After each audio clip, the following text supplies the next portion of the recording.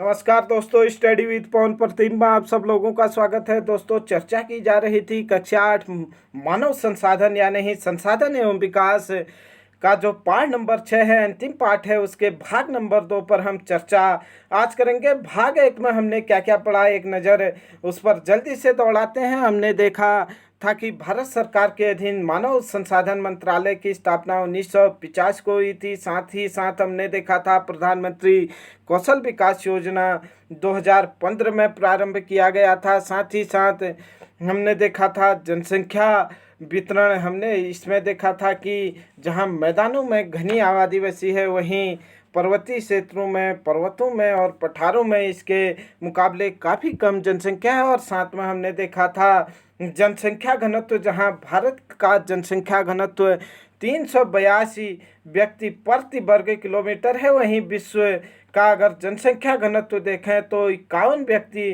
प्रति वर्ग किलोमीटर है। उसके बाद हमने देखा था जनसंख्या वितरण को प्रभावित करने वाले कारक स्थलाकृति है, जलवायु है, मृदा है, जल है, खनिज है।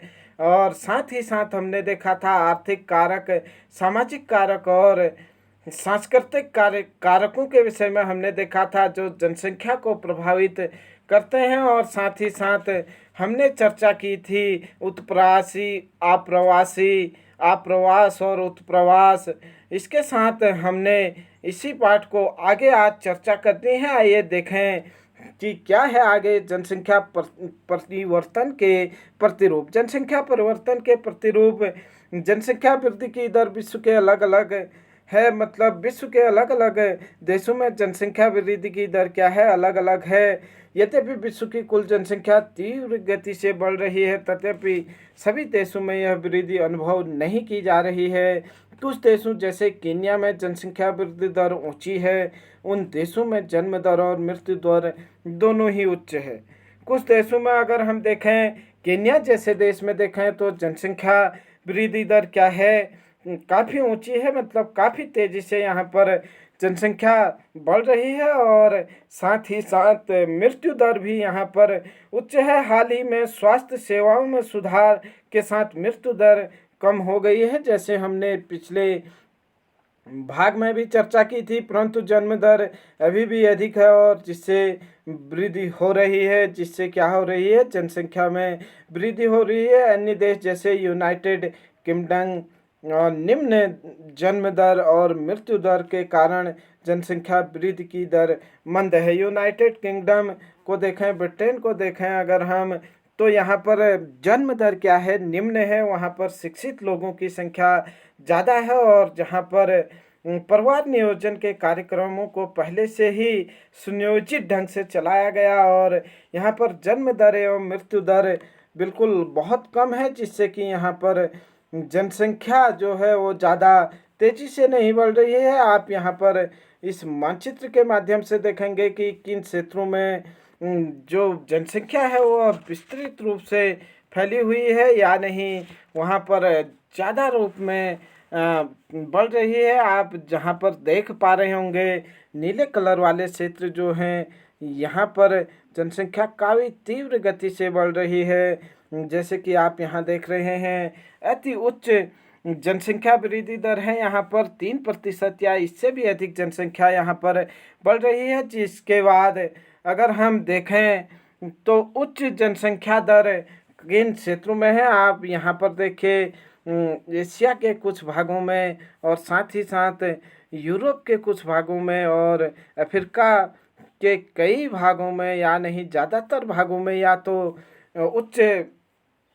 वृद्धि दर है या इससे भी अति उच्च वृद्धि दर है। और साथ ही साथ दक्षिणी अमेरिका के अनेक क्षेत्रों में और उत्तरी अमेरिका के अनेक क्षेत्रों में भी क्या है, जनसंख्या उच्च दर से बढ़ रही है। अगर हम देखें कि आदर्श स्थिति से जो जनसंख्या बढ़ रही है उसको अगर देखें तो इसमें एशिया का बहुत सारा हिस्सा है, भारत है, चीन है और साथ ही साथ अन्य देश हैं। यहाँ पर जनसंख्या काफ़ी ज़्यादा तो नहीं बढ़ रही है, आदर्श स्थिति में बढ़ रही है, मतलब फिर भी जनसंख्या यहाँ पर इतनी ज़्यादा है। भारत और चीन जैसे क्षेत्रों में अगर यहाँ पर जनसंख्या 1% या 2% भी बढ़ती है तो यहाँ पर जनसंख्या काफ़ी तीव्र गति से काफ़ी अधिक हो जाएगी। और साथ ही साथ हम यहाँ पर देख रहे हैं ऑस्ट्रेलिया महाद्वीप और साथ ही साथ उत्तरी अमेरिका के अनेक क्षेत्र और दक्षिणी अमेरिका के अनेक क्षेत्र,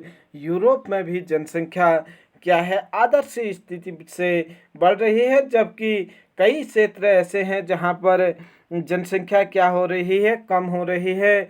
इससे अगर हम देखें तो इन क्षेत्रों में आप देख सकते हैं कि जनसंख्या क्या हो रही है, काफ़ी कम बढ़ रही है, या हम कह सकते हैं निम्न है या नहीं।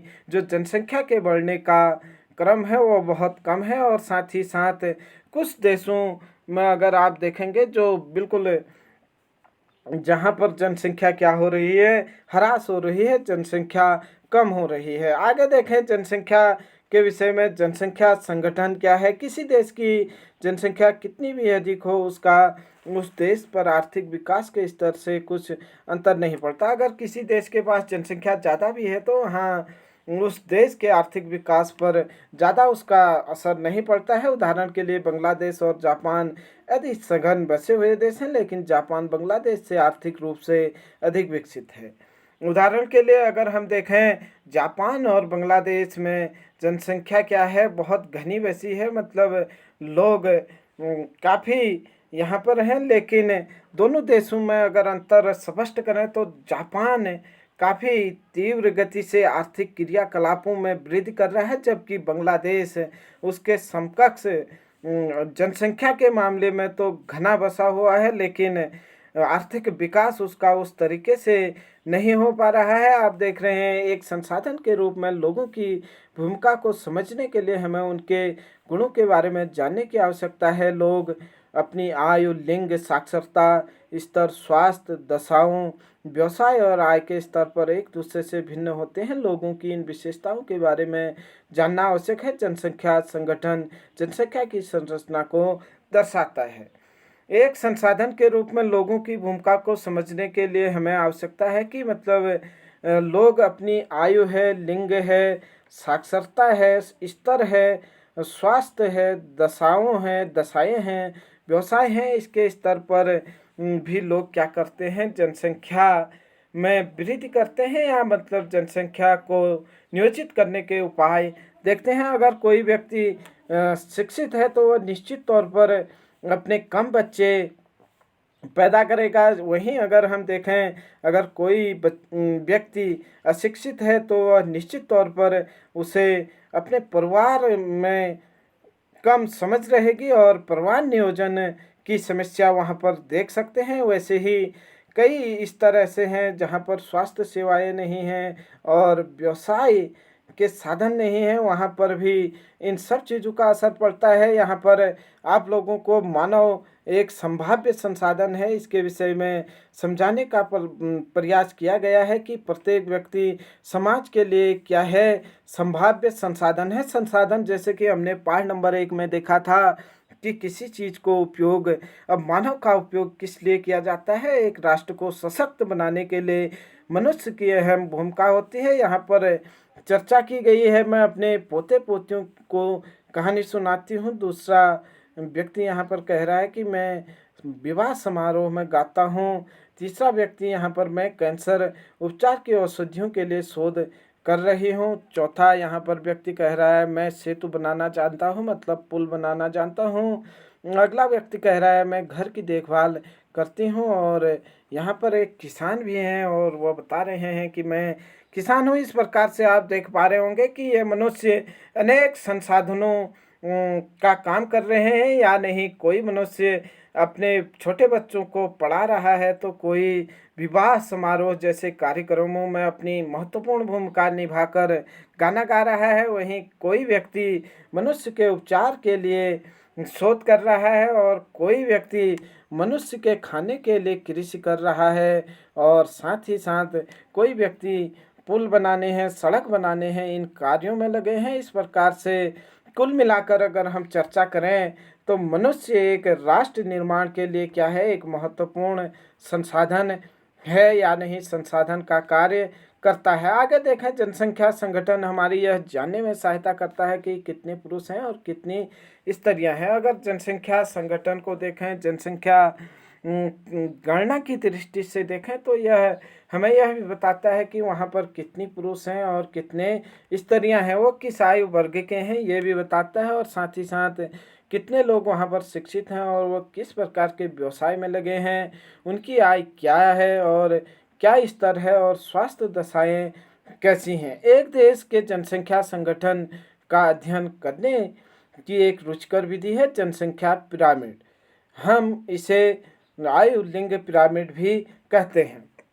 अगर हम एक देश के जनसंख्या संगठन को समझना चाहें तो हम जनसंख्या पिरामिड से देख सकते हैं। अभी थोड़ी देर में हम देखेंगे।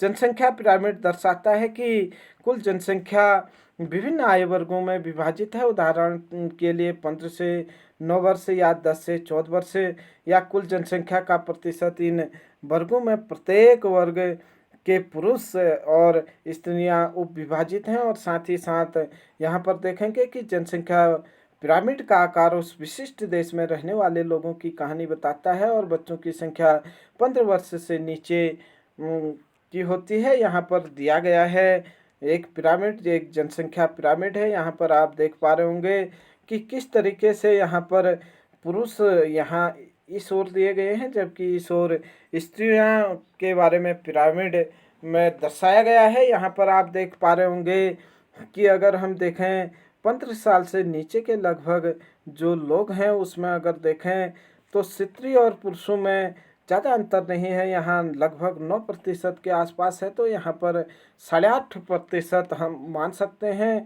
और साथ ही साथ अगर हम देखें तो यहाँ पर जनसंख्या काफ़ी तीव्र गति से बढ़ी है। अगर इससे ऊपर देखें कि 60 साल या 64 साल तक के व्यक्तियों को, तो यहाँ पर जनसंख्या क्या है, काफ़ी कम वृद्धि हुई है, मतलब काफ़ी कम रफ्तार से बढ़ी है। और साथ ही साथ हम देख पा रहे होंगे कि जैसे जैसे जो व्यक्ति पहले जन्मे होंगे, या नहीं जो व्यक्ति अभी 50 साल के हैं, तो वह इस समय काफ़ी पहले या नहीं 50 साल पहले जन्मे होंगे, तो उस समय जनसंख्या का पिरामिड इस प्रकार से था या नहीं।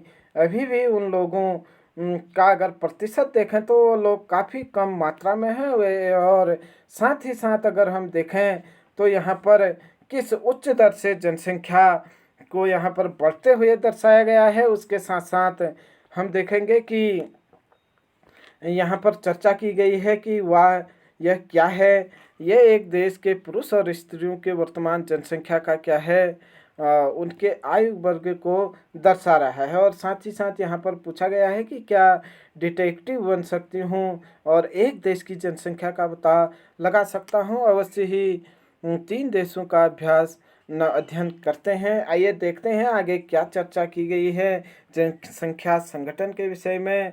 दिखाई गई है यह जन्म के स्तर को दर्शाती है। ऊपर का आकार वृद्ध लोग या नहीं 65 वर्ष से अधिक की संख्या को दर्शाता है, और मृतकों की संख्या को भी दर्शाता है। जनसंख्या पिरामिड एक देश में आश्रित लोगों की संख्या को भी बतलाता है। जैसे युवा क्या होते हैं, 15 वर्ष से कम आयु के लोग अपने माता पिता पर आश्रित होते हैं, जबकि वृद्ध जो 60 या 65 साल से अधिक के होते हैं वो अपने बच्चों पर आश्रित होते हैं। इन्हें आश्रित आयु जनसंख्या के अंतर्गत रखा जाता है। कार्यरत आयु वर्ग अगर देखें तो हम 15 से 65 वर्ष के लोगों को कार्यरत जनसंख्या में सम्मिलित कर सकते हैं। आर्थिक रूप से सक्रिय वर्ग में रखा जाता है। जो कार्यरत वर्ग होता है उसे सक्रिय वर्ग में रखा जाता है। उसके बाद अगर हम देखें एक देश की जनसंख्या पिरामिड जिसमें जन्म दर और मृत्यु दर दोनों ही ऊंचे हैं, आधार का चौड़ा है और पर तीव्रता से सकरा हो जाता है। ऐसा इसलिए है कि बहुत से बच्चे जन्म लेते हैं, लेकिन उसमें से अधिकतर की मृत्यु शैशव काल में ही हो जाती है। कुछ ही बड़े हो पाते हैं, इसलिए वहाँ वृद्ध लोग बहुत कम हैं। इस स्थिति को केन्या के पिरामिड में दर्शाया गया है। यहाँ पर आप देख पा रहे होंगे कि केन्या की वृद्धि दर तो काफ़ी ज़्यादा है। आप देख पा रहे होंगे 10% से भी ज़्यादा है। आप मान सकते हैं 11-12% की रफ्तार से यहाँ पर जन्म दर बढ़ रही है। और साथ ही साथ आगे अगर देखें तो 14-15 साल तक आते आते यह जनसंख्या काफ़ी कम नज़र आ रही है। और ऐसा इसलिए है क्योंकि यहाँ पर एक तो मृत्यु दर अधिक है, और साथ ही साथ अगर हम देखें तो यहाँ पर जो आगे अगर हम देखें 60 से 65 साल के ऊपर, तो यहाँ पर बहुत कम जनसंख्या है। एक तो ये है कि इसमें से काफ़ी कम लोग जीवित रहे, और नंबर 2 चीज़ की उस समय जनसंख्या की वृद्धि दर केन्या में इतनी नहीं थी। आइए आगे देखें एक और पिरामिड को, भारत का पिरामिड आप लोग देख पा रहे होंगे कि कुछ हद तक यहाँ पर भारत ने अनेक उपाय करके जनसंख्या वृद्धि पर लगाम लगाने की कोशिश की है, लेकिन यह भी कुछ न कुछ तीव्र गति से तो नहीं कह सकते, मंद गति से बढ़ रहा है। लेकिन यहाँ पर इतनी जनसंख्या है कि अगर यह मंद गति से भी यहाँ पर जनसंख्या वृद्धि हो रही है, तो यह आने वाले समय में भारत की जनसंख्या काफ़ी ज़्यादा और बढ़ जाएगी। यहाँ पर आप देख पा रहे होंगे कि लगभग 6% से भी ऊपर की दर से अगर हम देखें, तो भारत का जो यह पिरामिड है या नहीं, जनसंख्या का पिरामिड है, 7% लगभग यहाँ महिलाओं में वृद्धि हो रही है, और ठीक 6 से 7% पुरुषों की जनसंख्या में वृद्धि हो रही है। अगर हम देखें तो यहाँ पर 15 साल से 19 साल तक के बच्चों को अगर हम देखें, तो इसमें काफ़ी कम मृत्यु दर है, जिससे कि जनसंख्या वृद्धि यहाँ पर हो रही है। अगर हम 60 से 65 साल या इससे ऊपर के व्यक्तियों को देखें, तो यहाँ पर भी जनसंख्या काफ़ी कम है। ऐसा इसलिए है क्योंकि एक तो उस समय जनसंख्या दर कम थी, नंबर 2 चीज़ अनेक बीमारियों के कारण उस वर्ग के आयु वर्ग के लोग अभी जीवित भी नहीं हैं। इसके 2 कारण हैं। ये चर्चा थी हमारी कक्षा 8। साथ ही साथ आप यहाँ पर जापान के पिरामिड को देख पा रहे होंगे, किस तरीके से जापान ने अपनी जनसंख्या पर नियंत्रण किया है। आप देख पा रहे होंगे अभी यहाँ पर स्त्री और पुरुषों, जैसे कि आप लोग जान पा रहे होंगे कि इस साइड पुरुषों की जनसंख्या को दिखाया गया है, जबकि दूसरी ओर स्त्रियों के जनसंख्या को दिखाया गया है। यहाँ पर आप लोग देख पा रहे होंगे कि जापान की जो वृद्धि दर है वो काफ़ी कम है, और साथ ही साथ अगर हम देखें तो यहाँ पर 14 से 19 वर्ष के आयु वर्ग के लोगों की जनसंख्या अधिक है। या नहीं, जापान ने हर 4-5 साल में सख्त कदम उठाए हैं अपने जनसंख्या नियंत्रण को। अगर हम देखें, जहाँ जहाँ पर भी जापान की जनसंख्या में वृद्धि हुई है, वहाँ पर उसे कम करने का प्रयास किया गया है। अगर 40 से 45 साल के व्यक्तियों को देखें, तो यहाँ पर जनसंख्या कुछ बढ़ी हुई है, और ठीक इसके 8-10 साल नीचे आए तो यहाँ पर जनसंख्या क्या है, बहुत कम मात्रा में बढ़ी है। वैसे ही यहाँ पर अगर हम देखें 14 से 19 वर्ग के जनसंख्या में तो वृद्धि हुई है, लेकिन जो वर्तमान के जनसंख्या है या नहीं, 0 से 4 या 5 से 9 वर्ष तक की जनसंख्या वो काफ़ी कम मात्रा में बढ़ी है। इसलिए यहाँ पर जापान जैसे देशों पर जनसंख्या वृद्धि में उतना ज़्यादा विस्फोटक स्थिति नहीं है। ये चर्चा थी दोस्तों हमारे कक्षा 8 संसाधन एवं विकास के पाठ नंबर 6 मानव संसाधन के विषय में। हमने 2 भागों में इसमें चर्चा की। जल्द ही इसके अभ्यास प्रश्नों पर हम चर्चा करेंगे। तब तक के लिए आप हमारे साथ यूं ही बने रहें। जय हिंद, जय भारत।